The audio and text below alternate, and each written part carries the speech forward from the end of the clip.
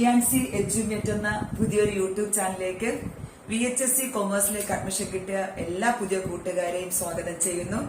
ആദ്യമേ തന്നെ 10ാം ക്ലാസ് കഴിഞ്ഞു.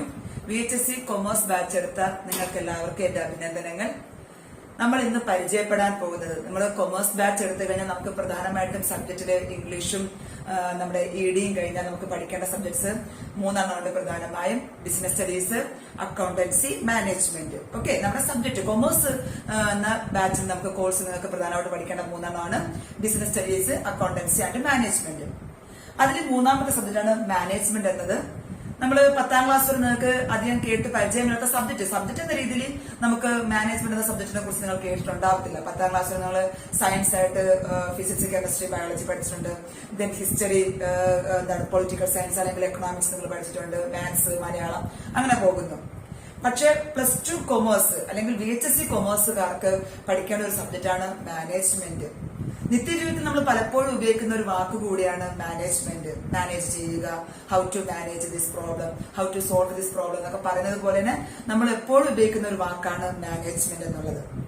എന്താണ് മാനേജ്മെന്റ്? അതിനുമുമ്പ് ഞാൻ സബ്ജക്റ്റിന് പറഞ്ഞതിന് മുമ്പ് നമുക്ക് ഈ മാനേജ്മെന്റ് നമുക്ക് 2 വർഷം കൊണ്ട് ഫസ്റ്റ് ഇയറും സെക്കൻഡ് ഇയർ നമുക്ക് പഠിക്കുമ്പോൾ 200 മാർക്കിനാണ് നമുക്കിത് കിട്ടുന്നത്. ഫസ്റ്റ് ഇയർ നമുക്ക് 100 മാർക്കിനാണ് മാനേജ്മെന്റിൽ നിന്ന്, second year 300 mark. First year നമുക്ക് ടെർമിനൽ എക്സാം, നമുക്ക് പബ്ലിക് എക്സാം എഴുതി വാങ്ങേണ്ടത് നമുക്ക് ടോട്ടൽ 2 വർഷം കൊണ്ട് ടോട്ടൽ നമുക്ക് എത്രയാണ്? 200 മാർക്കാണ് നമുക്ക് മാനേജ്മെന്റ് വഴി കിട്ടുന്നത്. ദെൻ ഫസ്റ്റ് ഇയർ നമുക്ക് 80 മാർക്ക് TE വഴി കിട്ടും, 20 മാർക്ക് CE മാർക്കിലൂടെ കിട്ടും. Okay, first year. Then second year നമുക്ക് വീണ്ടും 80 മാർക്ക് TEയിലൂടെ കിട്ടും, 20 മാർക്ക് CE മാർക്കിലൂടെ കിട്ടും. ഇതാണ് നമ്മുടെ മാർക്കിന്റെ രീതി. സ്പ്ലിറ്റപ്പ് ചെയ്യുന്നത് 200 മാർക്ക് 2 വർഷം കൂടെ നമുക്ക് ചേർത്ത് 200 മാർക്ക് ഫസ്റ്റ് ഇയർ എഴുതി വാങ്ങേണ്ടത് നമ്മുടെ പബ്ലിക് എക്സാം നമുക്ക് എഴുതി വാങ്ങുന്നത് TE മാർക്ക് 80, CE ടീച്ചേഴ്സ് തരുന്ന CE മാർക്ക് 20. സെക്കൻഡ് ഇയർ അതുപോലെ തന്നെയാണ്, TE 80 മാർക്കും CE 20 മാർക്കും. ഇതാണ് മാനേജ്മെന്റ്. ഓക്കെ, നമുക്കിനി മാനേജ്മെന്റ് എന്ന സബ്ജക്റ്റിലോട്ട് പോകാം. അതിനു മുമ്പ് നിങ്ങൾക്ക് VHSCയുടെ ഇംഗ്ലീഷ്, അക്കൗണ്ടൻസി, മാനേജ്മെന്റ് ഈ 3 സബ്ജക്റ്റുകളെ കുറിച്ചുള്ള ഡീറ്റെയിൽഡ് ക്ലാസ് അല്ലെങ്കിൽ വീഡിയോസ് ലഭിക്കുന്നതിന് നിങ്ങൾ ആദ്യമായിട്ടാണ് ഈ ചാനൽ കാണുന്നത്. അപ്പോൾ നിങ്ങൾ എല്ലാവരും തന്നെ ഈ ENC എഡ്യൂമേറ്റ് എന്ന യൂട്യൂബ് ചാനൽ സബ്സ്ക്രൈബ് ചെയ്യുക. അതിനായി വീഡിയോയുടെ താഴെ നിങ്ങൾക്ക് ചുമന്ന കളറിലുള്ള സബ്സ്ക്രൈബ് എന്ന ഐക്കൺ കാണാം. അത് ക്ലിക്ക് ചെയ്യുക. അത് ക്ലിക്ക് ചെയ്യുമ്പോൾ ഒരു ബെല്ലൈക്കൺ വരും. അവിടെ നിങ്ങൾ ഓൾ എന്നുള്ളത് സെലക്ട് ചെയ്താൽ ഞങ്ങൾ അയക്കുന്ന ഇംഗ്ലീഷിന്റെയും അക്കൗണ്ടൻസിയുടെയും മാനേജ്മെന്റിന്റെയും വീഡിയോസ് നിങ്ങൾക്ക് തീർച്ചയായും നോട്ടിഫിക്കേഷൻ ലഭിക്കുന്നതായിരിക്കും. ഓക്കെ, നിങ്ങൾ എല്ലാവരും സബ്സ്ക്രൈബ് ചെയ്യുമെന്ന് വിചാരിക്കുന്നു. നമുക്ക് അടുത്ത് നമ്മുടെ ക്ലാസ്സിലോട്ട് പോകാം, മാനേജ്മെന്റ് എന്ന ക്ലാസ്സിലോട്ട് പോകാം. ഞാനൊരു കാര്യം പറയട്ടെ, എന്താണ് മാനേജ്മെന്റ് എന്ന് പറയുന്നതിന് മുമ്പ് നമുക്ക് എല്ലാവർക്കും ടൂർ പോകാൻ എല്ലാവർക്കും ഇഷ്ടമാണ്. ഇപ്പൊ ടൂർ പോകുന്നതിന് മുമ്പ് നമ്മളൊരു പ്ലാനിങ് അവിടെ ഉണ്ടാവണം. വെറുതെ നമ്മൾ രാവിലെ എണീറ്റ് നമുക്ക് ടൂർ പോകാന്നൊക്കെ പറഞ്ഞാൽ അത് കൃത്യമായിട്ട് വിജയിക്കണമെന്നില്ല. പകരം നമ്മൾ 2-3 അല്ലെങ്കിൽ ഒരാഴ്ചത്തെ ടൂറൊക്കെ പോകണമെങ്കിൽ കൃത്യമായി നമുക്ക് പ്ലാൻ ചെയ്യണം. നല്ല രീതിയിൽ നമ്മൾ ആലോചിക്കണം. എവിടെ സ്റ്റേ ചെയ്യും, എവിടെ നിന്നാണ് ഫുഡ്, എവിടെയാണ്, ഏതൊക്കെ സ്ഥലങ്ങളിൽ, ഏതൊക്കെ റൂട്ട് വഴി പോകണം, അതോ സ്വന്തം വാഹനമാണോ, പുറമേ നിന്ന് നമ്മൾ വാഹനം വാടകയ്ക്ക് എടുക്കണോ. അപ്പൊ നമുക്കൊരു സ്കൂൾ ടൂറാണ് നമുക്ക് ആലോചിക്കാൻ പോകുന്നത്. ഇപ്പൊ സ്കൂൾ ടൂർ ആണെങ്കിൽ അതിനൊരു കോർഡിനേറ്റ് ചെയ്യാൻ ഒരു സാർ ഉണ്ടായിരിക്കും.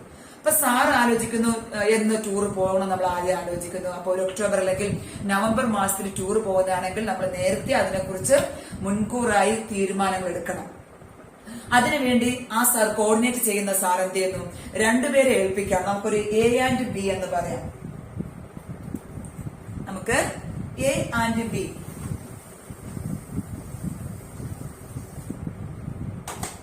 A and B എന്ത് ഏൽപ്പിക്കുന്നു?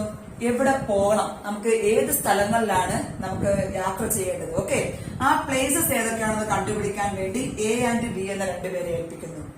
ദെൻ C and D എന്ന 2 പേരെ ഏൽപ്പിക്കുന്നു ബസ്സുമായി ബന്ധപ്പെട്ട ട്രാവൽസ് അറേഞ്ച് ചെയ്യാനായിട്ട്. ഓക്കെ, ട്രാവൽസും ഏത് വഴി പോകണം, നമുക്ക് പോകുന്നത് ഇപ്പൊ മൈസൂരോ ബാംഗ്ലൂരോ ആണെങ്കിൽ നമുക്ക് പാലക്കാട് വഴി പോകണോ, അതല്ല നമുക്ക് തമിഴ്നാട് വഴി പോകണോ എന്നൊക്കെ നമുക്ക് നേരത്തെ ആലോചിക്കണം.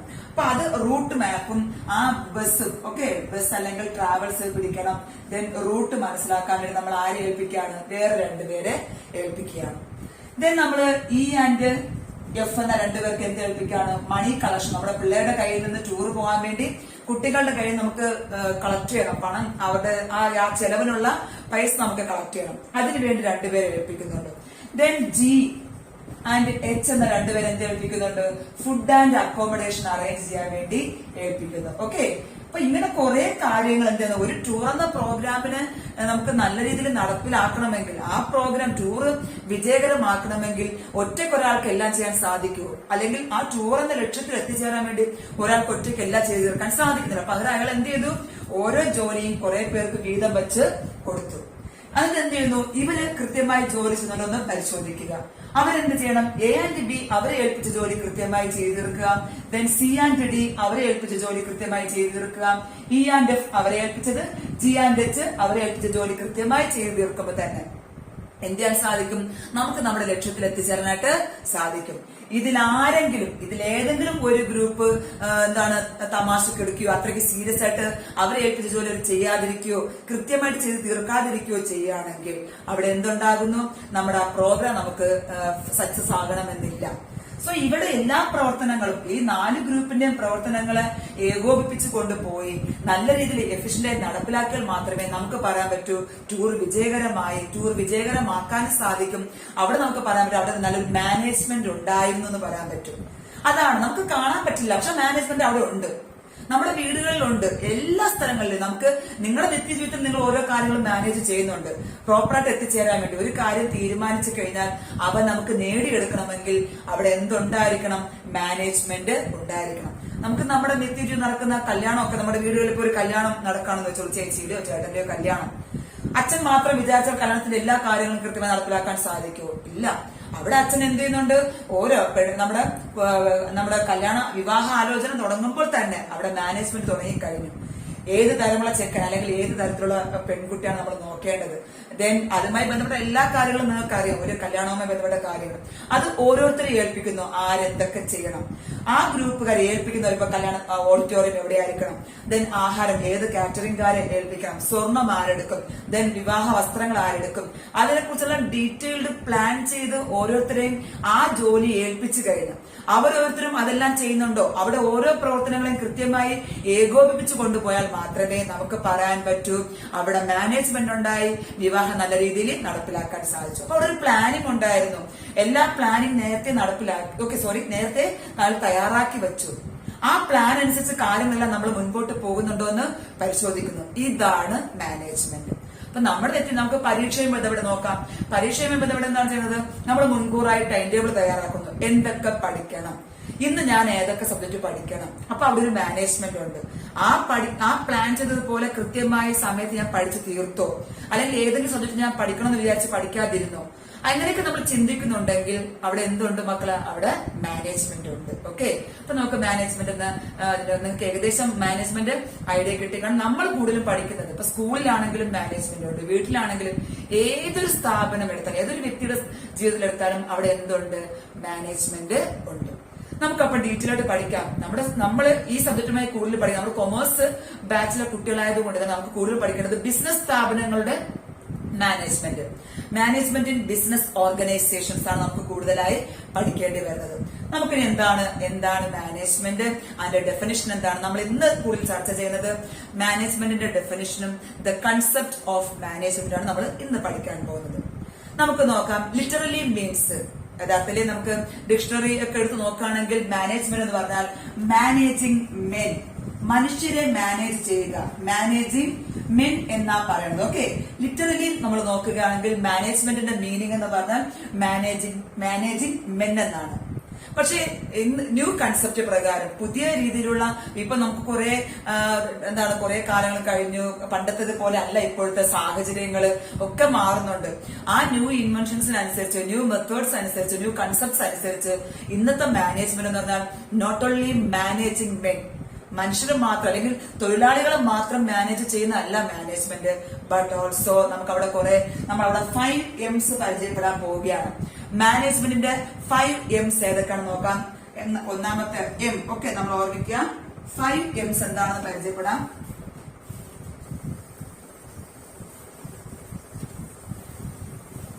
ഫസ്റ്റ് നമ്മൾ പറഞ്ഞു മാനേജ്മെന്റ് മീൻസ് മാനേജിങ് മെൻ എന്നാണ് പറഞ്ഞത്.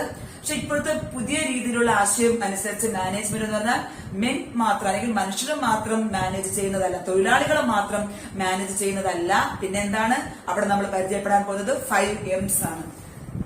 5 M's ഓഫ് മാനേജ്മെന്റ്. മാനേജ്മെന്റിന്റെ 5 M's നമ്മൾ പരിചയപ്പെടാൻ പോവുകയാണ്. ഏതൊക്കെയാണ്? ഒന്നാമത്തെ M എന്ന് പറഞ്ഞാൽ നമ്മൾ ഓൾറെഡി പറഞ്ഞു കഴിഞ്ഞു, മെൻ. ഓക്കെ. രണ്ടാമത്തെ M എന്ന് പറഞ്ഞാൽ മെറ്റീരിയൽ, അസംസ്കൃത വസ്തുക്കൾ. ഒരു ബിസിനസ് സ്ഥാപനത്തിന്റെ ഉൽപാദനത്തിനാണെങ്കിലും വിപണനത്തിനാണെങ്കിലും എന്ത് ആവശ്യമാണ്? മെറ്റീരിയൽസ് ആവശ്യമാണ്. ദെൻ അടുത്ത മൂന്നാമത്തെ M എന്ന് പറയുന്നത് മെഷീൻ. ഉൽപാദന പ്രവർത്തനങ്ങൾക്ക് നമുക്ക് അവിടെ എന്തുണ്ട്? അസറ്റ് വേണം, മെഷീൻസ് വേണം. Okay, machine. ദെൻ അടുത്ത M എന്ന് പറയുന്നത് പ്രധാനപ്പെട്ടതാണ്. നമ്മുടെ ബിസിനസ് സ്ഥാപനം തുടങ്ങാൻ വേണ്ടിയും ആ ബിസിനസ് സ്ഥാപനം മുൻപോട്ട് കൊണ്ടുപോകുന്നതിനും ആ ബിസിനസ് സ്ഥാപനത്തിന് ആവശ്യമുള്ള ചെലവുകൾ മീറ്റ് ചെയ്യാൻ നമുക്ക് എന്ത് ആവശ്യമാണ്? മണി ആവശ്യമാണ്. അപ്പൊ മണി നമുക്ക് എഫിഷ്യന്റ് ആയിട്ട് ഉപയോഗപ്പെടുത്താൻ എന്ത് വേണം? മാനേജ്മെന്റ് വേണം. ദെൻ ലാസ്റ്റ് M നമ്മൾ പരിചയപ്പെടാൻ പോകുന്നു മെത്തേഡ്സ്. ഓക്കെ, ഈ 5 കാര്യങ്ങൾ, ഈ 5 M's മാനേജ്മെന്റ് ആണ് ഇപ്പോഴത്തെ കൺസെപ്റ്റ് പ്രകാരം മാനേജ്മെന്റ് എന്ന് പറയുന്നത്. ഓക്കെ, മനസ്സിലായിരിക്കുന്നു.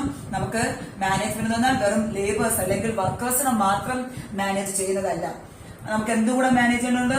കൃത്യമായി എഫിഷ്യന്റ് ആയിട്ട് നമുക്ക് എന്ത് ഉപയോഗപ്പെടുത്തണം? സ്ഥാപനത്തിന്റെ മെറ്റീരിയൽസ് ഉപയോഗപ്പെടുത്തണം. ദെൻ എഫിഷ്യന്റ് ആയിട്ട് സ്ഥാപനത്തിന്റെ മെഷീൻസ് പ്രയോജനപ്പെടുത്തണം. പരമാവധി അവയുടെ കപ്പാസിറ്റി യൂട്ടിലൈസ് ചെയ്യണം. മെഷീൻസ് എന്തിനാണോ കൊണ്ടുവരുന്നത് അവയെ നമ്മൾ പരമാവധി ബിസിനസിന്റെ ആവശ്യങ്ങൾക്ക് വേണ്ടി പ്രയോജനപ്പെടുത്തണം. ദെൻ അടുത്ത് വേണ്ടത് ഞാൻ പറഞ്ഞു, ബിസിനസ് സ്ഥാപനത്തിന് ഏറ്റവും അത്യാവശ്യമായിട്ടുള്ള ബിസിനസിന്റെ ബ്ലഡ് എന്ന് പറയുന്നത് എന്താണ്?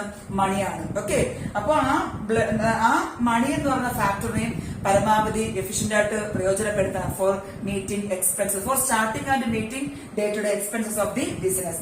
ദെൻ നമുക്ക് വേണ്ടുന്ന 5ാമത്തെ M methods.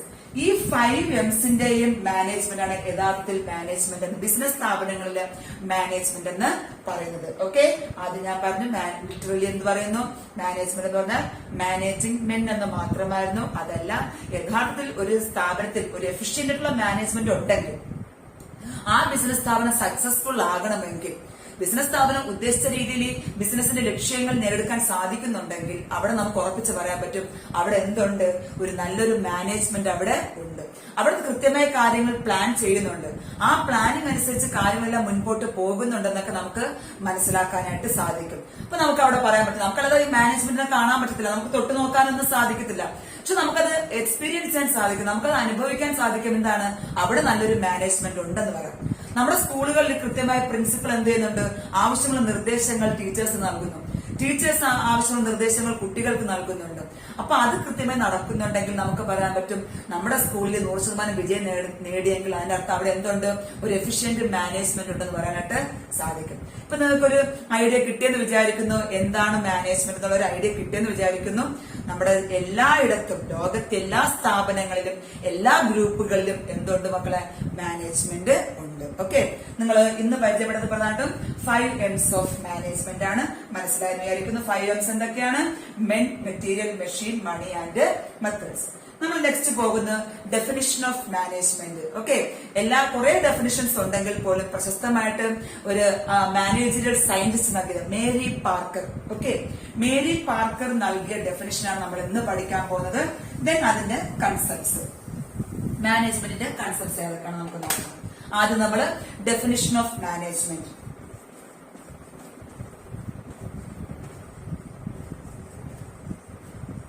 Definition of management, എങ്ങനെ നമുക്ക് മാനേജ്മെന്റിനെ നിർവചിക്കാനായിട്ട് സാധിക്കും? ഞാൻ ആദ്യത്തെ ഒരു എക്സാമ്പിളിൽ പറഞ്ഞിട്ടുണ്ടായിരുന്നു. എന്തായിരുന്നു?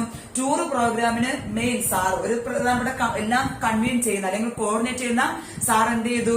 ആ കാര്യങ്ങളെ ഡിവൈഡ് ചെയ്ത് ഓരോരുത്തരെ ഏൽപ്പിച്ചു.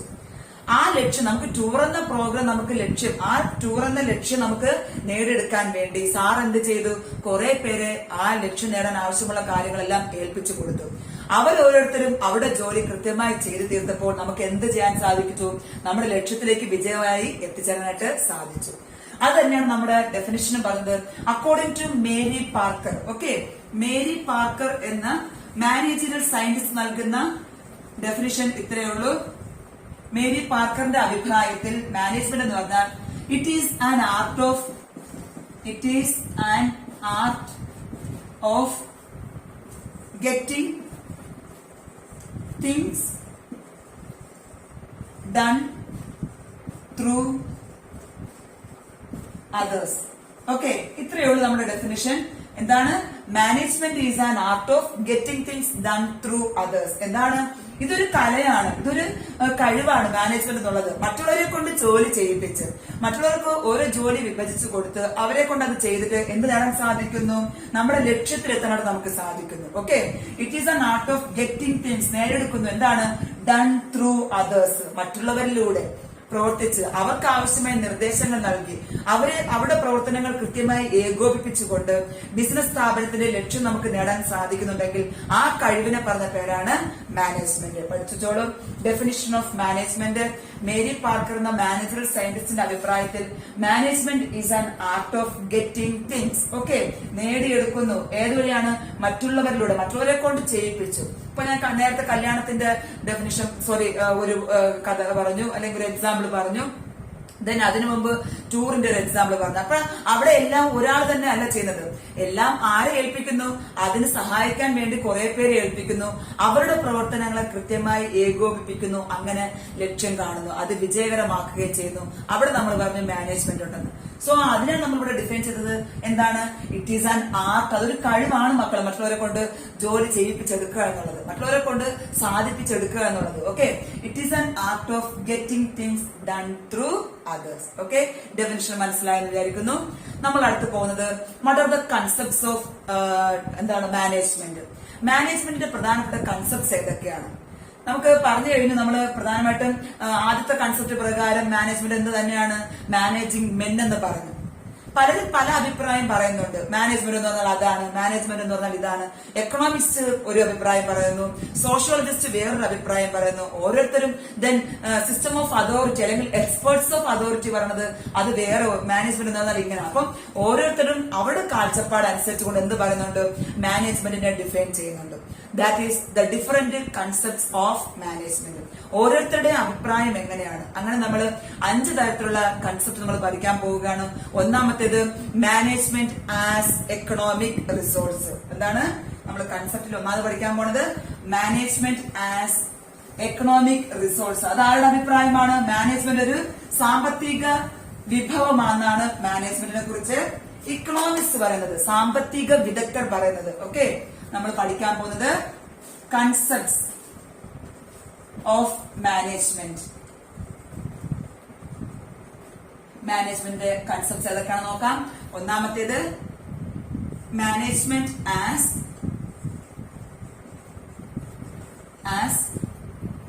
An economic resource. Economic resource, ഇതൊരു സാമ്പത്തിക വിഭവം എന്നാണ്, റിസോഴ്സ് എന്നാണ് ആര് പറയണത്? ഇക്കണോമിസ്റ്റിന്റെ അഭിപ്രായത്തിൽ പറയണത്. ഇക്കണോമിക്സ് അല്ലെങ്കിൽ സാമ്പത്തിക വിദഗ്ധർ പറയുന്നത് efficient management is the most important input factor for the success of an organisation. അവരുടെ അഭിപ്രായത്തിൽ പറയുന്നത് ഒരു ബിസിനസ് സ്ഥാപനത്തിൽ നല്ലൊരു മാനേജ്മെന്റ് ഉണ്ടെങ്കിൽ അതാണ് ആ സ്ഥാപനത്തിന്റെ ഏറ്റവും വിജയകരമായ ഘടകം. ബിസിനസിനെ വിജയിപ്പിക്കുന്ന ഏറ്റവും വലിയ ഘടകം എന്ന് പറയുന്നത് ഏതാണ്? ആ സ്ഥാപനത്തിന്റെ മാനേജ്മെന്റ് എന്നാണ്. ആ സ്ഥാപനത്തിന്റെ മാനേജ്മെന്റ് നല്ലൊരു എഫിഷ്യന്റ്, നല്ല കഴിവുള്ള ഒരു മാനേജ്മെന്റ് ആ സ്ഥാപനത്തിലുണ്ടെങ്കിൽ ആ സ്ഥാപനം തീർച്ചയായും വിജയിക്കും എന്നാണ് ആരുടെ അഭിപ്രായം? ഇക്കണോമിസ്റ്റ്, സാമ്പത്തിക വിദഗ്ധരുടെ അഭിപ്രായം. ഓക്കെ, ഇക്കണോമിക്സിന്റെ അഭിപ്രായത്തിൽ എന്താ പറയുന്നത്? Management as an economic resource, ഒരു സാമ്പത്തിക വിഭവമാണ്. എങ്ങനെ നമുക്കിത് മാനേജ്മെന്റ് ഒരു ഇക്കണോമിക് റിസോഴ്സ് ആയി മാറും? നിങ്ങൾ കഴിഞ്ഞ 10ാം ക്ലാസ്സിൽ അല്ലെങ്കിൽ മുൻ വർഷങ്ങളിൽ സാമ്പത്തിക ശാസ്ത്രം അല്ലെങ്കിൽ എക്കണോമിക്സിൽ പഠിച്ചിട്ടുണ്ടാവും ഫാക്ടേഴ്സ് ഓഫ് പ്രൊഡക്ഷൻ. ഉൽപാദന ഘടകങ്ങൾ പ്രധാനമായിട്ടും 4 എണ്ണം ഉണ്ട്. ഏതൊക്കെയാണ് 4 എണ്ണം? ഫാക്ടേഴ്സ് ഓഫ് പ്രൊഡക്ഷൻ 4 എണ്ണം. ഒന്ന് ലാൻഡ്, രണ്ടാമത്തേത് ലേബർ, മൂന്നാമത്തേത് organisation and capital. Okay, capital എന്ന് പറഞ്ഞിട്ടുണ്ട്. അപ്പൊ ഈ ലാൻഡ് നേരത്തെ നമ്മൾ പറഞ്ഞ മെഷീൻ എന്ന ഇതിൽ വരും, അസറ്റ് ആയിട്ട് വരുന്നുണ്ട്. ദെൻ ലേബർ, മെൻ എന്ന വിഭാഗത്തിൽ വരുന്നുണ്ട്. ഓർഗനൈസേഷൻ, സ്ഥാപനം. ദെൻ ക്യാപിറ്റൽ, മണി. ഓക്കെ, ഈ ഓർഗനൈസേഷൻ ആണ് യഥാർത്ഥത്തിൽ മാനേജ്മെന്റ് നമ്മൾ പഠിക്കുന്നത്. ഓർഗനൈസേഷൻ. മറ്റ് 3 ഫാക്ടേഴ്സ് ഓഫ് പ്രൊഡക്ഷനെ ഏതാണ്? ഈ 3 ഘടകങ്ങളെയും കൃത്യമായി ഏകോപിപ്പിക്കുന്നതിന് ആർക്ക് സാധിക്കുന്നുണ്ട്? മാനേജർക്ക് സാധിക്കുന്നുണ്ട്. അപ്പൊ ഒരു മാനേജ്മെന്റിന് കൃത്യമായി എങ്ങനെയാണ് ഇത് ഏകോപിപ്പിക്കാൻ സാധിക്കുക? മണി ആണെങ്കിലും മെറ്റീരിയൽ ആണെങ്കിലും മെൻ ആണെങ്കിലും മെഷീൻ ആണെങ്കിലും ഇവയെ എങ്ങനെ ഏകോപിപ്പിച്ച് കൊണ്ടുപോകണം എന്നാണ് എക്കണോമിസ്റ്റ് പറയുന്നത് മാനേജ്മെന്റിനെ കുറിച്ച്. അപ്പോൾ മറ്റ് ഫാക്ടേഴ്സ് എല്ലാം നമ്മുടെ ഫാക്ടേഴ്സ് ഓഫ് പ്രൊഡക്ഷന്റെ എല്ലാ ഫാക്ടേഴ്സിനെയും ഏകോപിപ്പിച്ച് കൊണ്ടുപോവുകയും ആക്റ്റീവ് ആക്കുകയും പരമാവധി യൂട്ടിലൈസ് ചെയ്യുകയും ചെയ്യുന്ന പ്രധാനപ്പെട്ട ഒരു ഇൻപുട്ട് ആണ് നമ്മുടെ എഫിഷ്യന്റ് മാനേജ്മെന്റ്. ആരുടെ അഭിപ്രായത്തിലാണ്? ഇക്കണോമിസ്റ്റിന്റെ അഭിപ്രായത്തിൽ. മാനേജർ ആണ് എന്ത് ചെയ്യുന്നത്? മറ്റുള്ള എല്ലാ ഘടകങ്ങളെയും ഒരു ബിസിനസ് സ്ഥാപനത്തിലുള്ള മറ്റ് ഫാക്ടേഴ്സ് ഓഫ് പ്രൊഡക്ഷൻ എന്ത് ചെയ്യുന്നുണ്ട്? ഏകോപിപ്പിച്ച് കൊണ്ടുപോകുന്നത്. നമുക്കൊരു ഡയഗ്രാം നമുക്ക് കാണുമ്പോൾ മനസ്സിലാക്കാൻ പറ്റും മക്കള്. ഇക്കണോമിസ്റ്റുമായി ബന്ധപ്പെട്ട് ഇക്കണോമിസ്റ്റിന്റെ അഭിപ്രായത്തിൽ എങ്ങനെയാണ് മാനേജറുടെ അല്ലെങ്കിൽ മാനേജ്മെന്റിന്റെ പ്രാധാന്യം? മാനേജർ നടുക്ക് വരുന്നു. മാനേജർ എന്ന് വെച്ചാൽ മാനേജ്മെന്റ് പൊസിഷനുള്ള ആളാണ് മാനേജർ. ഓക്കെ, മാനേജ്മെന്റ് കൈകാര്യം ചെയ്യുന്ന വ്യക്തികളാണ് മാനേജർ എന്ന് പറയുന്നത്. അയാൾ എന്തൊക്കെ നോക്കുന്നുണ്ട്? അയാള് മണി, നമ്മുടെ ബിസിനസ് സ്ഥാപനത്തിന് ആവശ്യമുള്ള പണം കണ്ടെത്തേണ്ടതായി വരുന്നുണ്ട്. ദെൻ ബിസിനസിന് ആവശ്യമുള്ള മെൻ, ലേബറിനെ കണ്ടെത്താൻ സാധിക്കുന്നുണ്ട്. ദെൻ മെറ്റീരിയൽ, ബിസിനസിന് ആവശ്യമായിട്ടുള്ള മെറ്റീരിയൽസ് കണ്ടെത്താൻ ശ്രമിക്കുന്നുണ്ട്. അടുത്തെന്താണ്? മെഷീൻ. അപ്പോ ഒരു ബിസിനസ് സ്ഥാപനത്തിലുള്ള എല്ലാ കാര്യങ്ങളെയും എന്താണ് ഏകോപിപ്പിച്ചു കൊണ്ടുപോകുന്ന വ്യക്തിയാണ് മാനേജർ. അപ്പൊ മറ്റ് ഫാക്ടേഴ്സ് ഓഫ് പ്രൊഡക്ഷൻ എല്ലാം തന്നെ ഉൽപാദക ഘടകങ്ങളെ ഏകോപിപ്പിച്ചു കൊണ്ടുപോവുകയാണ്. ഓക്കെ, എല്ലാറ്റിനെയും ഏകോപിപ്പിച്ചു കൊണ്ടുപോകുന്ന വ്യക്തിയാണ് മാനേജർ. മാനേജർ മീൻസ് ആരാണ്? Who occupy the position of management. മാനേജ്മെന്റിന്റെ സ്ഥാനം ആരാണോ കൈവശം വച്ചിരിക്കുന്നത് ആ വ്യക്തി പറഞ്ഞ പേരാണ് മാനേജർ. അപ്പൊ മാനേജറാണ് ഫാക്ടേഴ്സ് ഓഫ് പ്രൊഡക്ഷൻ എന്ത് ചെയ്യുന്നത്? കോർഡിനേറ്റ് ചെയ്ത് കൊണ്ടുപോകുന്നത്. ഇത്രയും നിങ്ങൾ ഓർമ്മിച്ചിരിക്കുക. മാനേജ്മെന്റ് എക്കണോമിസ്റ്റിന്റെ അഭിപ്രായത്തിൽ ഒരു ഇമ്പോർട്ടന്റ് റിസോഴ്സസ് ആണ്. Land of production factors of പ്രൊഡക്ഷനിലെ എല്ലാ ഫാക്ടേഴ്സിനെയും ഏകോപിപ്പിച്ചത് കോർഡിനേറ്റ് ചെയ്ത് കൊണ്ടുപോകുന്നത് മാനേജറാണ്. ഓക്കെ, രണ്ടാമത്തേത് സോഷ്യോളജിസ്റ്റ്. സോഷ്യോളജിസ്റ്റ് സാമൂഹിക വിദഗ്ധർ പറയുന്നത് എന്താണ് നമുക്ക് നോക്കാം. അക്കോർഡിംഗ് ടു സോഷ്യോളജിസ്റ്റ് അവർ പറയുന്നത് it is a separate class or elite. ലോയേഴ്സിനെ പോലെയോ അല്ലെങ്കിൽ ഡോക്ടേഴ്സിനെ പോലെയോ a separate group of people എന്ന് പറയുന്ന പേരാണ് മാനേജേഴ്സ്. ഓക്കെ, അപ്പൊ നമുക്ക് അവർ പറയുന്നത് അതാണ് സോഷ്യോളജിസ്റ്റ്. സെക്കൻഡ് നമ്മൾ പഠിക്കാൻ പോകുന്നത് ആരുടെ അഭിപ്രായമാണ്? സോഷ്യോളജിസ്റ്റിന്റെ സാമൂഹിക വിദഗ്ധരുടെ അഭിപ്രായം. Management as a class or elite എന്ന് പറയും. എന്താണ് മക്കളെ എലൈറ്റ് എന്ന് പറയുന്നത്? A distinct class. അവർക്കൊരു പ്രത്യേകതരം എന്താണ് ക്വാളിഫിക്കേഷൻ ഉണ്ടായിരിക്കും. ലോയേഴ്സ് അതൊരു ഗ്രൂപ്പ് ഓഫ് പീപ്പിൾ ആണ്. ദെൻ അടുത്തെന്താണ്? Doctors, then engineers. അതുപോലെ a separate group of people അല്ലെങ്കിൽ ഡിസ്റ്റിങ്ക്ട് ക്ലാസ് ഇൻ ദ സൊസൈറ്റിയെ പറഞ്ഞ പേരാണ് മാനേജ്മെന്റ് എന്നാണ് ആരുടെ അഭിപ്രായം? സോഷ്യോളജിസ്റ്റുകളുടെ അഭിപ്രായത്തിൽ. അപ്പൊ they are responsible for the establishment and accomplishment of objective through the direction of others. ഈ മാനേജേഴ്സിനുള്ള ഉത്തരവാദിത്തം എന്താണ്? ദേ ആർ റെസ്പോൺസിബിൾ ഫോർ എന്തിനു വേണ്ടി? രൂപീകരിക്കാൻ, എസ്റ്റാബ്ലിഷ് ചെയ്യുന്നതിനും and accomplishment of objectives, business സ്ഥാപനത്തിന്റെ ലക്ഷ്യം നേടിയെടുക്കുക. ഏതുവഴി? ത്രൂ അതേഴ്സ്, മറ്റുള്ളവരിലൂടെ, മറ്റുള്ളവർക്ക് നിർദ്ദേശങ്ങൾ നൽകിക്കൊണ്ട്, മറ്റുള്ളവരെ കൊണ്ട് ആ ജോലി ഏറ്റെടുക്കുന്ന സെപ്പറേറ്റ് ഗ്രൂപ്പ് ഓഫ് പീപ്പിളിനെ പറഞ്ഞ പേരാണ് മാനേജേഴ്സ് എന്ന ആളുടെ അഭിപ്രായം? സോഷ്യോളജിസ്റ്റിന്റെ അഭിപ്രായം. ഓക്കെ, സോഷ്യോളജി പറയുന്നത് it is a separate group of people, A separate class of people like doctors, like lawyers, engineers. Okay, doctors അവരുടെ ജോലി എന്താണ്? ദെൻ എഞ്ചിനീയേഴ്സ് അവരുടെ ജോലി എന്താണ്? അതുപോലെ മാനേജേഴ്സിന്റെ ജോലി എന്താണ്? Who are responsible for the establishment and accomplishment of objective through the direction of others. മറ്റുള്ളവർക്ക് ആവശ്യമായ നിർദ്ദേശങ്ങൾ നൽകിക്കൊണ്ട് അവരുടെ ലക്ഷ്യങ്ങൾ നേടിക്കുന്നവര്, അവരുടെ ഒബ്ജക്റ്റീവ്സ് അച്ചീവ് ചെയ്യുന്നവരെ പറഞ്ഞ പേരാണ് മാനേജേഴ്സ്. സോ അതൊരു ക്ലാസ് ഓഫ് പീപ്പിൾ എന്നാണ് സോഷ്യോളജിസ്റ്റ് പറയുന്നത്. അടുത്ത ഗ്രൂപ്പ് എക്സ്പേർട്സ് ഓഫ് അഡ്മിനിസ്ട്രേഷൻ. ഭരണ സംവിധാനത്തിൽ ഉള്ള അവരുടെ അഭിപ്രായം പറഞ്ഞത് എക്സ്പേർട്സ് ഓഫ് അവിടുത്തെ വിദഗ്ധര് പറയണത്. മൂന്നാമത്തേത് എക്സ്പേർട്സ് ഓഫ് അഡ്മിനിസ്ട്രേഷൻ പറഞ്ഞത് management as a system of authority. എന്താണ് പറയുന്നത്? Management as a system of authority. Management എന്ന് പറയുന്നത് ഒരു അധികാര സമ്പ്രദായമാണ്. നമ്മൾ അടുത്ത വരുന്ന ക്ലാസ്സിൽ പഠിക്കും. മാനേജ്മെന്റിനെ പ്രധാനമായിട്ടും 3 തലങ്ങളായി തിരിക്കുന്നുണ്ട്. Top level management, middle level management, lower level management. ഏറ്റവും തലപ്പത്തിരിക്കുന്നവര്, ഏറ്റവും ഉന്നത സ്ഥാനങ്ങളിലിരിക്കുന്നവര്, അതിന് തൊട്ട് താഴെയുള്ളവര്, വീണ്ടും അതിന് താഴെ, പിന്നെ ഏറ്റവും അവസാനം കുറെ വർക്കേഴ്സ്, ഇങ്ങനെയാണ് തട്ടുതട്ടാണ് മാനേജ്മെന്റ് പോകുന്നത്. അപ്പൊ ഇവിടെ അഭിപ്രായത്തിൽ സിസ്റ്റം ഓഫ് അതോറിറ്റി അല്ലെങ്കിൽ അഡ്മിനിസ്ട്രേഷന്റെ അഭിപ്രായത്തിൽ അവർ പറയണത്, ഭരണ സംവിധാനത്തിലെ വിദഗ്ധരുടെ അഭിപ്രായത്തിൽ പറയുന്നത് മാനേജ്മെന്റ് എന്ന് പറയുന്നത് അധികാര വികേന്ദ്രീകരണമാണ് അല്ലെങ്കിൽ അധികാര കേന്ദ്രീകരണമാണ്. ടോപ്പ് ലെവൽ മാനേജ്മെന്റിലുള്ളവർക്ക് കൂടുതൽ അധികാരമുണ്ട്. അവരെന്ത് ചെയ്യുന്നു? റൂളുകൾ മേക്ക് ചെയ്യുന്നു. They are making rules and enforcing rules. അവരെന്ത് ചെയ്യുന്നു? ആവശ്യമുള്ള ബിസിനസ് സ്ഥാപനത്തിന് ആവശ്യമുള്ള പ്ലാൻസ് തയ്യാറാക്കുന്നു, പോളിസീസ് തയ്യാറാക്കുന്നു, ഡിസിഷൻസ് ഉണ്ടാക്കുന്നു, എന്നിട്ട് എന്ത് ചെയ്യുന്നു? അതിനെ മറ്റുള്ളവരെ കൊണ്ട് നടപ്പിലാക്കുന്നു. അതാരായിരിക്കും? ലോവർ ലെവൽ മാനേജേഴ്സിനെ കൊണ്ട്. ഇപ്പൊ ടോപ്പ് ലെവൽ ഉള്ളവര് എന്താണ്? കൂടുതൽ അധികാരമുള്ളവരാണ്. അവരാണ് ബിസിനസ് സ്ഥാപനത്തിനെ സംബന്ധിക്കുന്ന പ്രധാനപ്പെട്ട എല്ലാ കാര്യങ്ങളും തീരുമാനിക്കുന്നത്. ആ തീരുമാനം നടപ്പിലാക്കുന്നത് ആരാണ്? കുറഞ്ഞ അധികാരമുള്ള താഴെ ലോവർ ലെവൽ മാനേജേഴ്സ് ആയിരിക്കും. ഓക്കെ, അപ്പൊ അതൊരു എന്താണ്? ഒരു ചെയിൻ ഓഫ് കമാൻഡ് പോലെ പോവുകയാണ്. നമ്മൾ അത് പഠിക്കും പിന്നീടല്ല. അപ്പൊ അത് സിസ്റ്റം ഓഫ് അതോറിറ്റി എന്നാണ് ആരുടെ അഭിപ്രായത്തിൽ? എക്സ്പേർട്സ് ഓഫ് അഡ്മിനിസ്ട്രേഷന്റെ അഭിപ്രായത്തിൽ പറയുന്നത്. ദെൻ നെക്സ്റ്റ് നമ്മൾ പറയുന്നത് in the field of study. നമ്മുടെ വിദ്യാഭ്യാസവുമായി ബന്ധപ്പെട്ട് നോക്കുകയാണെങ്കിൽ സിലബസ് ഒക്കെ നമ്മൾ കേൾക്കുന്നത് in the field of study management as a separate discipline. Discipline means ഒരു subject. Management as a separate discipline.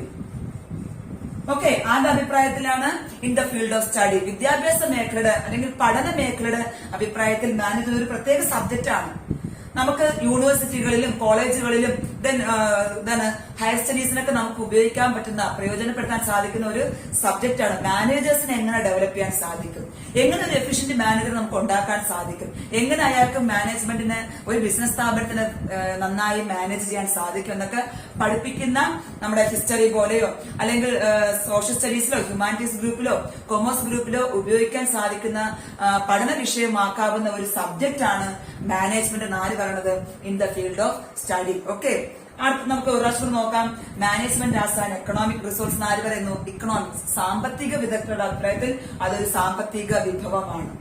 That coordinate all the factors of production. Okay, then നമ്മൾ എഴുതുന്നത് ഇതൊരു സെപ്പറേറ്റ് ക്ലാസ് ഓഫ് പീപ്പിൾ ആണ്, separate group of people എന്നാണ് സോഷ്യോളജിസ്റ്റിന്റെ അഭിപ്രായത്തിൽ. Then അടുത്ത് പറയുന്നത് administration expert, ഭരണ സംവിധാനത്തിലെ വിദഗ്ധർ പറയുന്നത് ഇതൊരു സിസ്റ്റം ഓഫ് അതോറിറ്റി. മുകളിലുള്ളവർക്ക് കൂടുതൽ അധികാരം, താഴെയുള്ളവർക്ക് അധികാരം കുറഞ്ഞു വരുന്നത്. ഓക്കെ, ദെൻ അടുത്ത് പറയുന്നത് സെപ്പറേറ്റ് സബ്ജക്ട്, പ്രത്യേകത്തിലൊരു ഒരു വിഷയമായി എടുത്ത് നമുക്ക് പഠിക്കാൻ പറ്റുന്ന ഒരു സബ്ജക്റ്റ് ആണ് മാനേജ്മെന്റ് എന്ന് പറയുന്നു. ഇതാണ് പ്രധാനമായിട്ടും concepts of management. Then last one, അഞ്ചാമത്തേത് മാനേജ്മെന്റ് ആസ് എ പ്രോസസ്. എന്താ പറയുന്നത്? അടുത്തത് മാനേജ്മെന്റ് ആസ് എ പ്രോസസ്. അടുത്ത ഒരു കൂട്ടര് പറയുന്നത് മാനേജ്മെന്റ് എന്ന് പറഞ്ഞാൽ ഒരു പ്രക്രിയയാണ്, ഒരു പ്രൊസീജിയറാണ്. എന്താണ് പ്രക്രിയ അല്ലെങ്കിൽ എന്താണ് procedure? A series of Inter related activities. പരസ്പര ബന്ധമുള്ള കുറെ പ്രവർത്തനങ്ങൾ അടങ്ങുന്നതാണ് പ്രോസസ് എന്ന് പറയുന്നത്.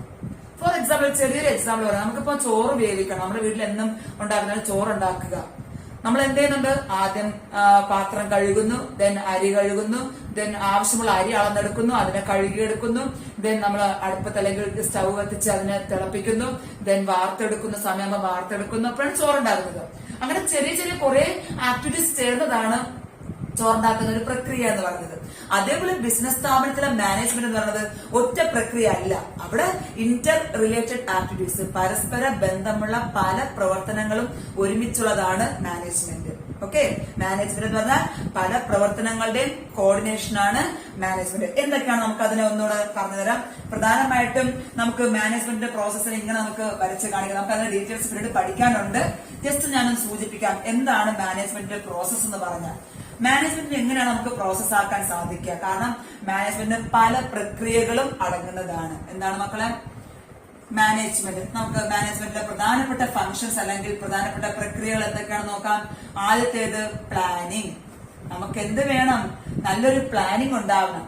പ്ലാനിങ് അനുസരിച്ച് നമുക്ക് എല്ലാ കാര്യങ്ങളും സംഘടിപ്പിക്കണം. Okay, organising. ദെൻ അതിനുശേഷം എന്താണ്? അത് ജോലി ചെയ്യാൻ പ്ലാനിങ് അനുസരിച്ച് ആവശ്യമുള്ള എംപ്ലോയീസിനെ തിരഞ്ഞെടുക്കുക. That is staffing. നമുക്ക് ആവശ്യമുള്ള മെൻ, ഓക്കെ, ലേബേഴ്സിനെ കണ്ടുപിടിക്കുക. ദെൻ അവരെ കൊണ്ട് ജോലി ചെയ്യുക, അവർക്ക് ആവശ്യമുള്ള നിർദ്ദേശങ്ങൾ നൽകുക. That is directing. ദെൻ അടുത്ത് നമ്മൾ പ്ലാൻ അനുസരിച്ച് തന്നെയാണോ എല്ലാ കാര്യങ്ങളും മുൻപോട്ട് പോകുന്നത് നോക്കുന്നതാണ് കൺട്രോളിങ് നമ്മൾ എന്ത് ചെയ്യുന്നത് എല്ലാ കാര്യങ്ങളും പരിശോധിക്കുന്നു. അവസാനം ഓക്കെ ആണെങ്കിൽ നമ്മൾ അടുത്ത പ്ലാനിങ്ങിലോട്ട് പോകുന്നു, അടുത്ത ജോലിയുടെ പ്ലാനിങ്. ഇതെല്ലാം കോർഡിനേറ്റ് ചെയ്യുന്നത് ആരാണ്? മാനേജ്മെന്റ് ആണ്. ഓക്കെ, അപ്പൊ ഇത്തരം പ്രവർത്തനങ്ങൾ ഏതൊക്കെയാണ്? പ്ലാനിങ് എന്ന പ്രക്രിയ. ഒന്നാമത്തേത് പ്ലാനിങ്, അതിനുശേഷം അടുത്ത പ്രവർത്തനം ഏതാണ്? ഓർഗനൈസിങ്, രണ്ടാമത്തേത് സ്റ്റാഫിംഗ്, മൂന്നാമത്തേത് ഡയറക്ടിങ്, നാലാമത്തേത് കൺട്രോളിങ്. ഇങ്ങനെ പോകുന്ന ഒരു പ്രൊസീജിയർ. അല്ലാതെ ഒറ്റ ആക്ടിവിറ്റി അല്ല. ഇങ്ങനത്തെ കുറെ പ്ലാനിംഗ് എന്നും ഓർഗനൈസിംഗ് എന്നും സ്റ്റാഫിംഗ് എന്നും ഡയറക്ടിംഗ് എന്നും കൺട്രോളിംഗ് എന്നുള്ള കുറെ പ്രക്രിയകളുടെ ആകെ മൊത്തം ടോട്ടലാണ് മാനേജ്മെന്റ് എന്ന് പറയുന്നത്. അപ്പൊ നമ്മൾ ഇന്ന് പഠിച്ചത്, ലാസ്റ്റ് നമ്മൾ ഡിസ്കസ് ചെയ്തത് കൺസെപ്റ്റ്സ് ഓഫ് മാനേജ്മെന്റ്. മാനേജ്മെന്റിന്റെ വിവിധ ആശയങ്ങൾ. ഫസ്റ്റ് ക്ലാസ് ആണ് നിങ്ങളുടെ ഇത്തിരി വലുതായെന്ന് തോന്നുന്നു, എന്നാലും മനസ്സിലാക്കാൻ വേണ്ടിയാണ് ഇത്രയും ഡീറ്റെയിൽ ആയിട്ട് പറഞ്ഞത്. നമ്മൾ ഇപ്പൊ പറഞ്ഞതൊന്നുകൂടെ ഓർമ്മിക്കാം. മാനേജ്മെന്റിന്റെ അഭിപ്രായം, മാനേജ്മെന്റിനെ കുറിച്ചുള്ള ആശയങ്ങൾ എന്തൊക്കെയാണ്, കൺസെപ്റ്റ്സ് എന്തൊക്കെയാണ്? പ്രധാനം 5 തരം കൺസെപ്റ്റ്സ് ആണ് നമ്മൾ പഠിച്ചത്. ഒന്നാമത്തത് ഇക്കണോമിസ്റ്റ്, സാമ്പത്തിക വിദഗ്ധരുടെ അഭിപ്രായത്തിൽ management is an economic resource. രണ്ടാമത്തത് സോഷ്യോളജിസ്റ്റ്, സാമൂഹിക വിദഗ്ധരുടെ അഭിപ്രായത്തിൽ നമ്മൾ എന്താ പറഞ്ഞത്? Management is a class or separate class or elite, a separate group of people. Then മൂന്നാമത്തേത് നമ്മൾ പറഞ്ഞത് management as a system of authority. ആരുടെ അഭിപ്രായത്തിലാണ്? Experts of in the field of administration. Then നാലാമത്തേത് നമ്മൾ പറഞ്ഞത് in the field of study. Okay, അവിടെ നമുക്ക് എന്ത് ചെയ്യാം? അത് നമുക്കൊരു സെപ്പറേറ്റ് ഡിസിപ്ലിൻ, ഒരു സബ്ജക്റ്റ് ആയിട്ട് നമുക്ക് തിരഞ്ഞെടുക്കാം മാനേജ്മെന്റിന്. അഞ്ചാമത്തേത് കൺസെപ്റ്റ് എന്ന് പറഞ്ഞാൽ മാനേജ്മെന്റ് ആസ് എ പ്രോസസ്. ഇതാണ് ഇന്ന് നമ്മൾ ചർച്ച ചെയ്തത്. കൃത്യമായിട്ട് ആവശ്യമുള്ള നോട്ട് നിങ്ങൾ തയ്യാറാക്കുക. നിങ്ങൾക്ക് ഈസി ആയിട്ട് പഠിക്കാൻ പറ്റും. നമുക്ക് 80 മാർക്കിന് 80 മാർക്കും വാങ്ങാൻ പറ്റുന്ന ഒരു സബ്ജക്റ്റാണ് മാനേജ്മെന്റ്. അടുത്ത ക്ലാസ്സുകളിൽ കൃത്യമായിട്ട് നിങ്ങൾ പങ്കെടുക്കണം, വീഡിയോസ് കാണണം. ഞങ്ങൾ അപ്ലോഡ് ചെയ്യുന്ന വീഡിയോസ് നിങ്ങൾക്ക് കാണണമെങ്കിൽ, നിങ്ങൾക്ക് നോട്ടിഫിക്കേഷൻ ലഭിക്കണമെങ്കിൽ തീർച്ചയായും നിങ്ങൾ താഴെ കാണുന്ന സബ്സ്ക്രൈബ് എന്ന ബട്ടൺ ക്ലിക്ക് ചെയ്യുക. ദെൻ ബെൽ ഐക്കൺ എനേബിൾ ചെയ്താൽ ഞങ്ങൾ അയക്കുന്ന ഓരോ വീഡിയോസ് ഓർമ്മിക്കുക. ഫസ്റ്റ് ഇയേഴ്സിന്റെ +1 അല്ലെങ്കിൽ VHSC കൊമേഴ്സ് കുട്ടികൾക്ക് ഇംഗ്ലീഷ്, അക്കൗണ്ടൻസി, മാനേജ്മെന്റ് 3 സബ്ജക്റ്റിന്റെയും വീഡിയോ ഞങ്ങൾ ഈ ചാനലിലൂടെ അപ്ലോഡ് ചെയ്യുന്നുണ്ട്. സോ E&C എഡ്യൂമേറ്റ് എന്ന ചാനൽ നിങ്ങൾ സബ്സ്ക്രൈബ് ചെയ്യുക. Thank you.